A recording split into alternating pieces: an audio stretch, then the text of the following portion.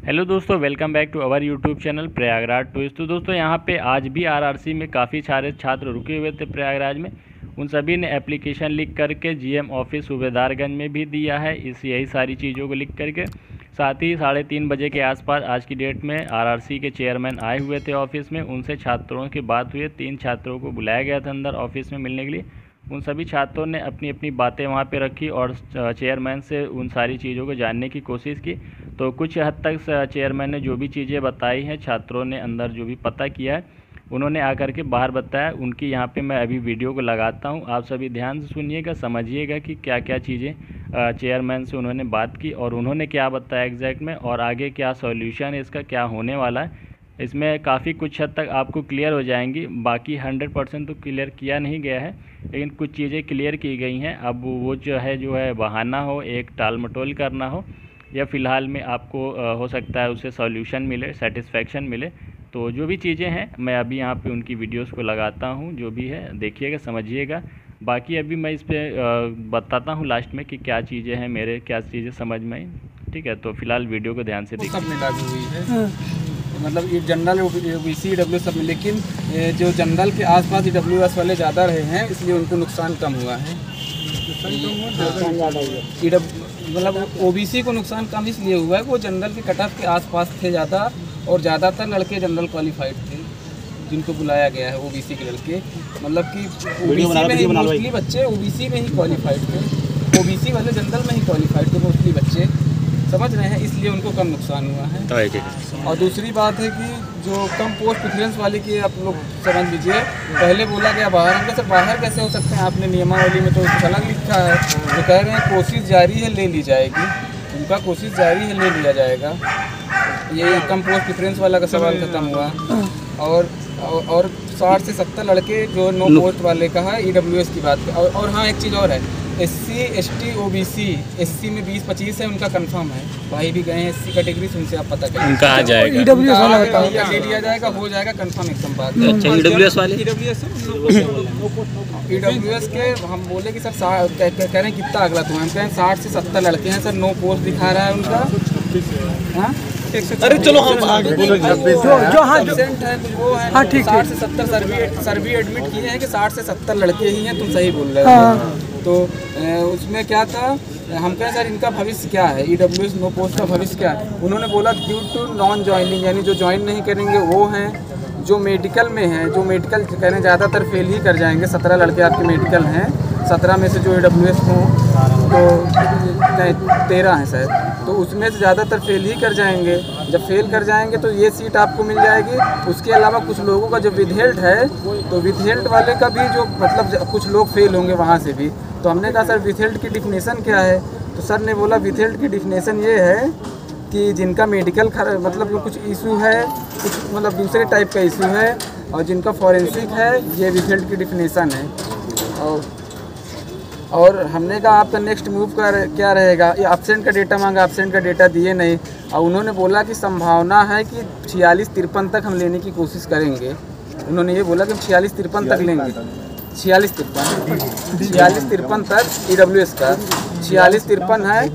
और एक चीज़ और मुझे पता चली है, मैंने सर का डाटा देख लिया था मतलब चुपके से, तो एक चीज़ ये पता चली कि ईडब्ल्यूएस की 422 लोग अभी भरे जा चुके हैं। ये अब सर ने नहीं बताया, मैंने देखा है खुद आँखों से।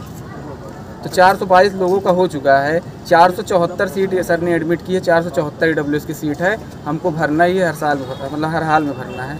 तो हमने कहा सर नेक्स्ट मूव आपका क्या रहेगा, मान के चलिए आप किस कार्रवाई में जुटे हुए हैं। तो कह रहे हैं कि हम जो मेडिकल वाले हैं उनको क्लियर कर रहे हैं, और फॉरेंसिक और विदहेल्ड वाले को जो उनको क्लियर कर रहे हैं।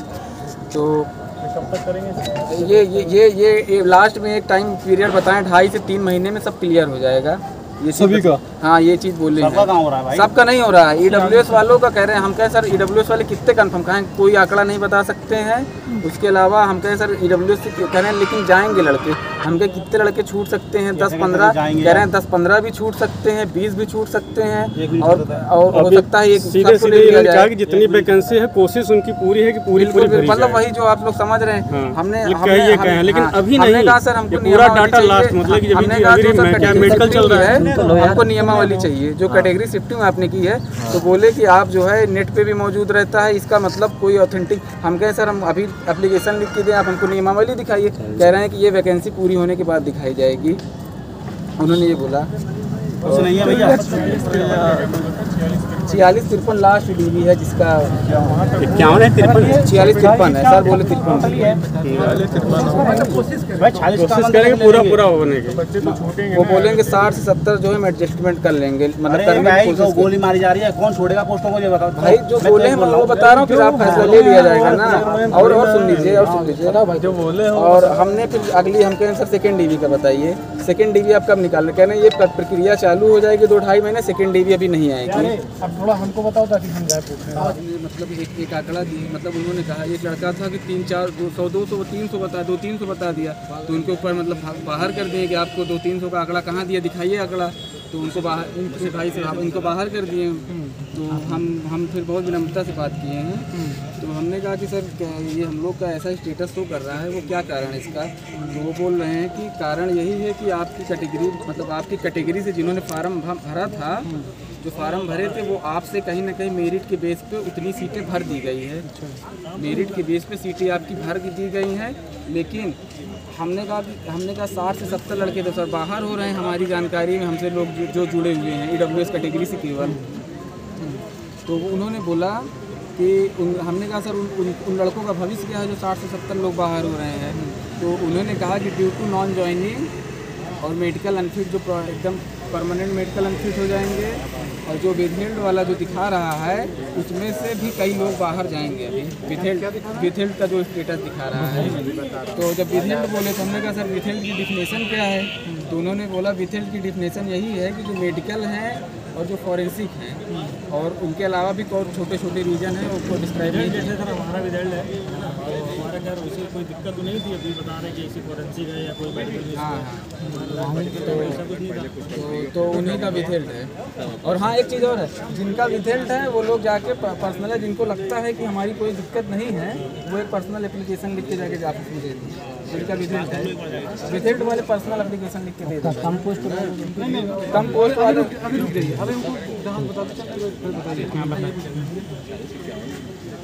आप तो आपने पूछा कि 60-70 जो लोग हैं उनका क्या होगा, तो उन्होंने कहा कि जो लोग छोड़ेंगे हाँ। उनका पद, जो मेडिकल से बाहर होंगे उनका पद, विथहेल्ड वाले का।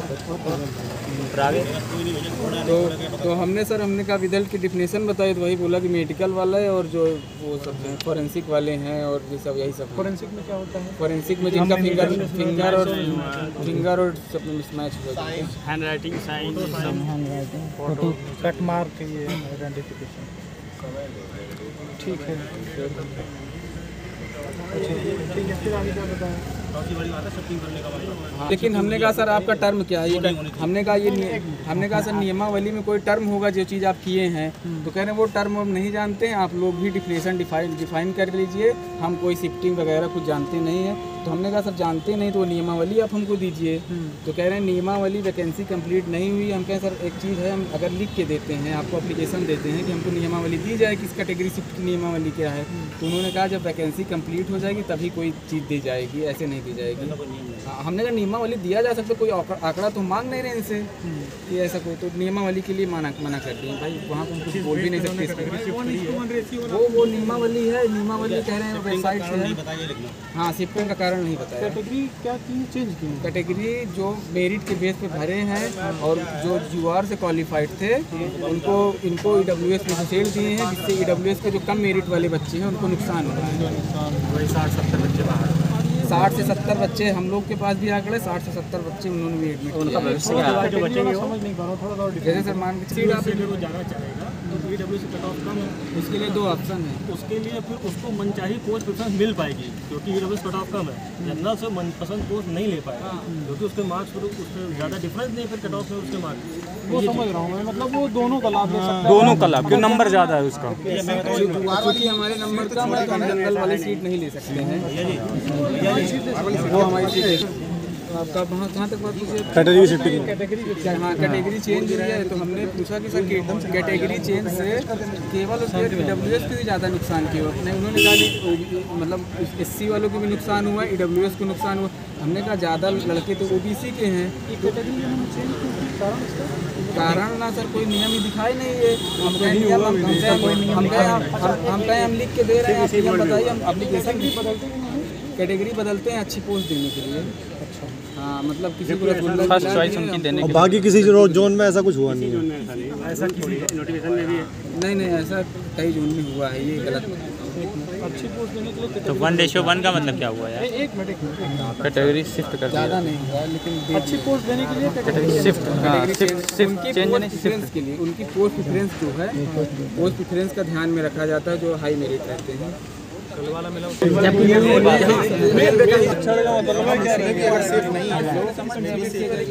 बोलो चलो।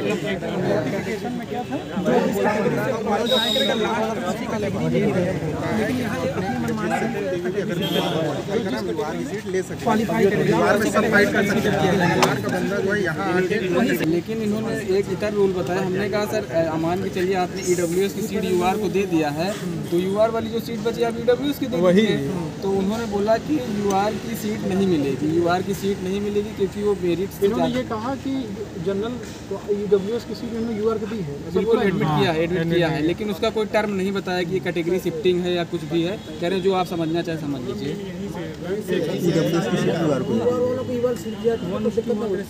बिल्कुल वही बतिया तो हुई है भाई, तभी तो क्वालिफाई कर गए उन्हें वहीं की।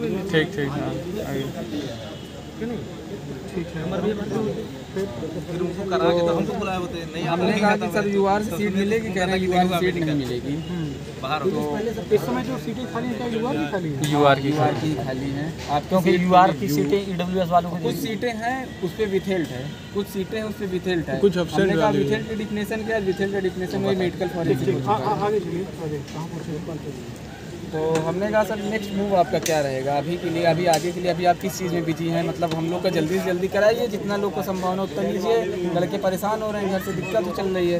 तो कह रहे हैं कि मेडिकल और फॉरेंसिक विथेल्ड, मेडिकल में जो अनफिट हुए और फॉरेंसिक में विथेल्ड वाले, फॉरेंसिक में जिनका विथेल्ड शो कर रहा है, हम उनको क्लियर कर रहे हैं कि उसमें से कितने लड़के और अंदर जा सकते हैं, जो परमानेंट बाहर उनके उनके लिए फिर उनसे जो सीट बच जाएगी फिर वो आप EWS का भविष्य मिल जाएगी। वो नहीं हमको नहीं पता, हमको पूरी बात नहीं। वही बोले हैं कि मतलब जो है जो मेडिकल और फॉरेंसिक विथेल्ड हैं, अगर वो क्वालिफाई कर जाते हैं तो उनके लिए सीट तो वैसे ही रिजर्व है। अगर नहीं क्वालिफाई कर पाते हैं तो उनको बाहर कर दिया जाएगा। और ये आप लोग का जो भविष्य में आप लोग को जो देने वाला है, हम दे देंगे 60-70 लड़कों को, उसमें से कुछ लड़कों को भाई दे दिया जाएगा। ऐसे कुछ लड़कों की संख्या बताई क्या उन्होंने, जो मेडिकल का निकला है सर 117 लोग हैं, जिसमें 17 लोग जो है EWS कैटेगरी से हैं।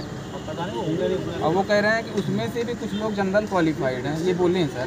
कह रहे हैं कुछ ही लोग इसमें से EWS हैं, ये बोले हैं।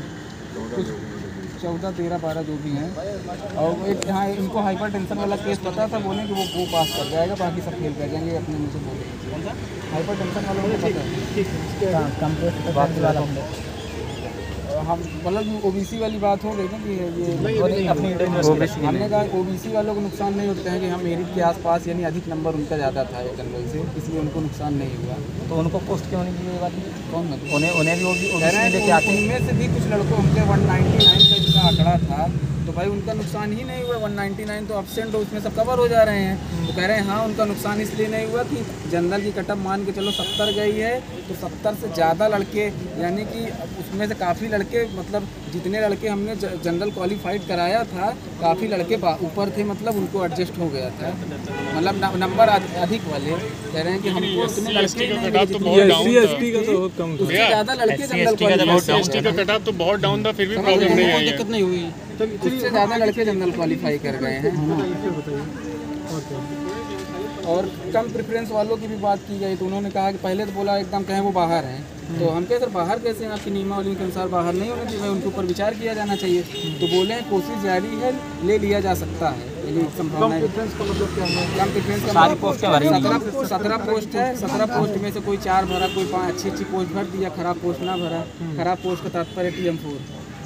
हम लोग तो पूरी भरे थे 17। तो आपका क्या दिखा रहा है? ये टू नो पोस्ट दिखा रहा है, नो पोस्ट है EWS। मतलब कहें 60 से 70 लड़कों को हमको एडजस्टमेंट करना है, EWS के। हाँ, जितने हो पाएंगे हम कर देंगे, नहीं होते हैं तो फिर बाहर हो जाएंगे। भाई जब तक हम पूरा भर नहीं लेंगे तब तक हम करते रहेंगे। तो बचेंगे उनका क्या होगा? जो बचेंगे वो बाहर होने का रीजन, बाहर होने का रीजन क्या, सब पास किए बैठे हैं।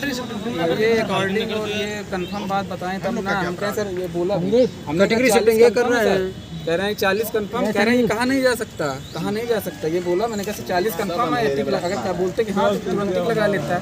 कह रहे हैं नहीं, बाहर को बोला नहीं जा सकता, तो 40 कंफर्म है। हम कहें ये बताइए नीचे से 15-20 बाहर हो सकते हैं, मैंने दूसरे तरीके से बात कही।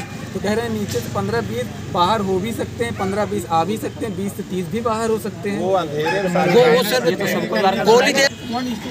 1/1 का रेशियो ही तो बताया है, तभी तो बोल रहे हैं कि कैटेगरी शिफ्ट हुई है। जो भी तुम टर्म यूज करना चाहो कर लो, वही तो कैटेगरी शिफ्ट का बताए। कितने पद खाली हैं? टोटल पद ये नहीं बताएं, टोटल पद आप कह रहे हैं कि सब हमने भर लिया है पद, लेकिन जो छोड़ रहे हैं, जो नॉन ज्वाइनिंग है, मेडिकल है, विधेल्ड है, वही छोड़ेंगे तभी कुछ भला हो पाएगा। ये तो एहसान है ना भाई। यहाँ पे थी, हमने कहा सर सेकंड DV का क्या प्लान है? तो कह रहे हैं सेकंड DV आएगी, लेकिन उसमें भी मान के चलो अगर AWS का बंदा यहाँ से बाहर हुआ तो वहाँ एक भी नहीं आएगा। पहली बात सेकंड DV, हमने कहा सेकंड DV में क्या आरक्षण का नियम लागू होगा, यानी 10% उसमें भी कोटा दिया जाएगा AWS को? तो कह रहे हैं नहीं लागू होगा। कह रहे हैं ऐसा कोई नियम नहीं, जितनी हमारी सीट जिस कैटेगरी की खाली बचेगी हम उस कैटेगरी के लड़के को बुलाएंगे। हमने कहा सर ऐसा करिए, मतलब एक गोल मोल जवाब दिए इसको। हमने कहा सर एक बात बताइए, मान के चलिए आपके पास 300 सीट खाली हैं और जनरल क्वालिफाइड आपके पास मात्र बचे हैं 200 लड़के, तो आप 100 सीट किसको देंगे? क्या वो हमारे पास लड़के हैं OBC में? ये वो हमारे पास लड़के, इसका मतलब ये है कि OBC के लड़के, अभी वो कह रहे हैं OBC के लड़के बहुत ज़्यादा जनरल क्वालिफाई किए हैं, इनका तात्पर्य ये था।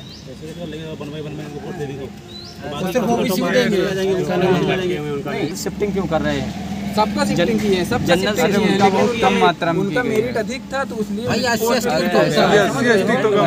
ज़्यादा था, इसलिए पोस्ट फिट हो गया। SC/ST का तो कम था, उनको तो नहीं। और एक चीज़ और हमने पूछा, हमने कहा सेकंड DV में चलिए ठीक है, मान लिया मेरी आरक्षण लागू नहीं होगा, लेकिन सेकंड DV में मान के चलिए कोई लड़के का नंबर 70 है, वो जनरल क्वालिफाई है, अभी आपने 69 कटअप लाई, 69 कटअप लाई, और उसके बाद जो 69 कटअप है, तो जनरल की कटअप तो डाउन हुई, तो जो 69 वाला लड़का है वो ऑलरेडी जनरल क्वालिफाइड हो जाएगा, जो अभी EWS में है, तो वो वहाँ से कुछ सीटें खाली। उन्होंने बोला कि ऑलरेडी एडजस्टमेंट हम कर चुके हैं, यहाँ से सीट खाली होने की कोई संभावना नहीं है।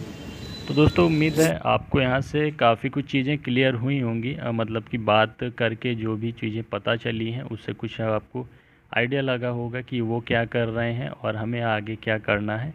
तो फ़िलहाल रही बात मेरे एनालिसिस की, मेरे कंक्लूज़न की, सो मैं यहाँ पे अभी पूरा कोई कंक्लूज़न नहीं दे पाऊँगा, क्योंकि काफ़ी चीज़ें अभी भी यहाँ पे पता ही नहीं है, क्योंकि उन्होंने जैसा बता दिया और हमें जो करना था कुछ ऐसा बीच का रास्ता निकला ही नहीं। उनका जो भी था पैनल उन्होंने दे दिया है और बस हम लोग वेट कर सकते थे, वही सिचुएशन अभी भी फ़िलहाल है। हाँ, मेन जो चीज़ें हैं कैटेगरी शिफ्टिंग हुई है, जिसकी वजह से काफ़ी छात्रों को नुकसान हुआ है।